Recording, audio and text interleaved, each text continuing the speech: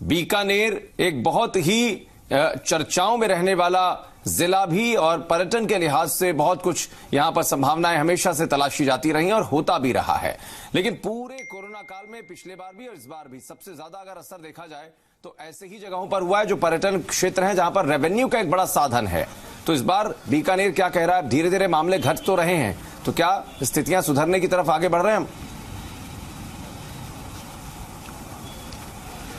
जी बिल्कुल आशीष, ये कहा जा सकता है कि अब स्थितियां जो है वो सुधरने लगी। आप देखिए कि लगातार जिस तरह से आंकड़े आ रहे हैं उनमें गिरावट देखने को मिल रही है। अगर आज सुबह की पहली लिस्ट की बात करूं तो महज 72 कोरोना पॉजिटिव मामले सामने आए। ऐसे में देखिए लगातार आंकड़ों में गिरावट, और ये अच्छी खबर कही जा सकती है, क्योंकि जिस तरह से लगातार आप देखिए चाहे इकोनॉमी पर पूरा असर डाला, पर्यटन व्यवसाय पर पूरा असर डाला, और कहीं ना कहीं आम जिंदगी जो रोजमर्रा की जिंदगी जीने वाले उन पर पूरी तरह से प्रभाव जो है वो यहाँ पर कोरोना ने डाला। हालांकि देखिए एक कोरोना के साथ साथ जो ब्लैक फंगस आया है उसने कहीं ना कहीं चिंता बढ़ा दी। आप देखिए लगातार मरीज सामने आ रहे हैं, 20 से ज्यादा मरीज चिन्हित किए जा चुके हैं, 3 मरीजों की मौत हो गई है, 4 मरीज यहाँ पर पूरी तरह से गंभीर रूप से जो कह सकते हैं स्थिति में पहुंच गए हैं। तो कहीं ना कहीं ब्लैक फंगस चिंता बढ़ाने वाला है। लेकिन इन तमाम चीजों की भी सरकार और स्वास्थ्य विभाग ये चाह रही है कि अब जगह जगह पर जाकर के जागरूकता फैलाई जाए, ब्लैक फंगस को लेकर के, बच्चों में जिस तरह से संक्रमण हो रहा है उसको लेकर के जागरूकता फैलाई जाए। लेकिन एक तस्वीर में आपको दिखाता हूं, वैक्सीनेशन बहुत जरूरी है। जिस तरह की स्थिति यहाँ पर है, देखिए वैक्सीन करवाना ही सबसे बड़ी चुनौती है, जहां पर देखा गया कि देखिए कि अब वैक्सीन के जरिए ही कोरोना को, इस जंग को जीता जा सका है। लेकिन मेरे साथ खुद सीएमएचओ डॉक्टर ओपी चाहर मौजूद है। कल इन्होंने ज्वाइन किया, बातचीत करता हुआ पूरा अनुभव है इनको इस इलाके का। सर, बड़ा अनुभव तो आपको है, लेकिन मैं जानना चाह रहा हूं जिस तरह से कोरोना की महामारी बढ़ी, अब ब्लैक फंगस एक बड़ी चुनौती, बच्चों में संक्रमण फैल रहा है, किस तरह से स्वास्थ्य महकमा अब काम कर रहा है इस पर? देखिए अभी जो ब्लैक फंगस के केस अभी रिपोर्ट होने लगे हैं, तो अभी जो जिन लोगों का लंबा इलाज चला था, जिनके ऑक्सीजन लंबे टाइम तक चली थी और स्टेरॉइड वगैरह दिए गए थे, या दूसरी बीमारियां कैंसर या दूसरी तरह की ज़्यादा ताकतवर दवाइयाँ दी गई थी, तो उन लोगों को इम्यूनिटी कम होने से ब्लैक फंगस के केस धीरे धीरे, ये ब्लैक फंगस भी धीरे धीरे बढ़ता है, एकदम से पता नहीं चलता।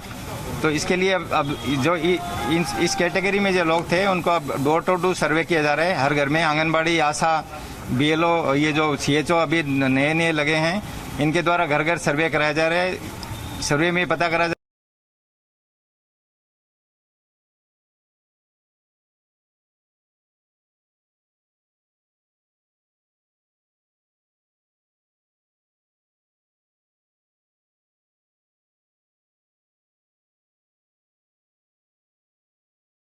किसका स्टेरॉइड चला था, किसको ऑक्सीजन चली थी, किसको हार्ट की या कैंसर की लंबी बीमारियों को पहले से इलाज चल रहा था, उन लोगों को पूछा जाता है। नाक, कान, गले से जुड़ी हुई कोई समस्या या कोई दिखने में कोई नया घाव या कोई रंग बदला हो, उन लोगों को चिन्हित करके पास में पीबीएम हॉस्पिटल है मेडिकल कॉलेज का, वहाँ डायग्नोसिस की सुविधा वहीं है, इस क्षेत्र में और कहीं नहीं है, वहाँ भेजाया जा रहा है। और वहाँ पूरा सरकार की तरफ से पूरा इंतजाम है ब्लैक फंगस का।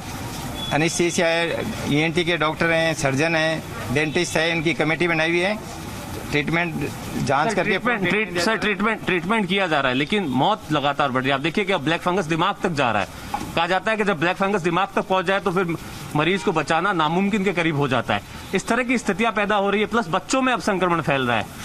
ये फंगस एक खतरनाक बीमारी है, इसमें इसकी मोर्टेलिटी बहुत ज़्यादा है, इसमें जान जाने का बहुत खतरा रहता है, क्योंकि ये बहुत ज़्यादा बढ़ती है और इसकी ज़्यादा लिमिटेड दवाइयाँ हैं, और दवाइयाँ में लंबा कोर्स है, लंबा ट्रीटमेंट है, महंगा ट्रीटमेंट है, तो इसके बचाव भी ज़्यादा सावधानी रखनी पड़ेगी। इसलिए इसमें नुकसान करेगा ये बहुत लोगों को, जिनको हो जाएगा। लेकिन सर अब कोरोना की बात कर लेते हैं। सर्वे आप लोग कह रहे हैं कि लगातार किया जा रहा है, लेकिन अब जो स्थिति है, आंकड़ों में गिरावट है, आप क्या देख रहे हैं, किस तरह से, क्या तीसरी लहर को लेकर हम तैयार हैं? हाँ, बिल्कुल सर्वे इसीलिए कराया जा रहा है। अभी ILI के केस हैं, जो खांसी जुकाम के केस है, उनको ढूंढा जा रहा है घर घर जाके। उसके साथ ये ब्लैक फंगस की सर्वे हो रहा है, उसके साथ ILI का भी सर्वे हो रहा है। उनको घर घर में ढूंढ के ट्रीटमेंट दिया जा रहा है ILI का, और जांच के लिए हॉस्पिटल भेजा जा रहा है, वो लोग जांच करें कोरोना से संबंधित।